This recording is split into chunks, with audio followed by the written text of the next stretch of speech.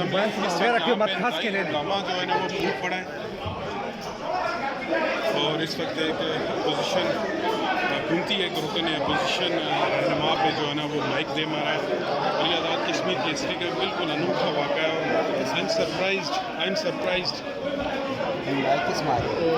वज़ीर कानून जी बिल्कुल देखें, इस वक्त वज़ीर कानून जो हैं फ़हीम अख्तर रब्बानी ने साबिक़ वज़ीर आज़म आज़ाद कश्मीर राजा मोहम्मद फ़ारूक हैदर ख़ान को माइक मारा, जिसके बाद जो है वो हालात ख़राब हुए हैं। इस वक्त असम्बली के अंदर जो है वो लड़ाई शुरू हो चुकी है। अपोजिशन और हुकूमत के मेम्बरान असम्बली के दरमियान लड़ाई जारी है और स्पीकर जो है वो इस वक्त अपनी चेयर पर बैठे हुए हैं और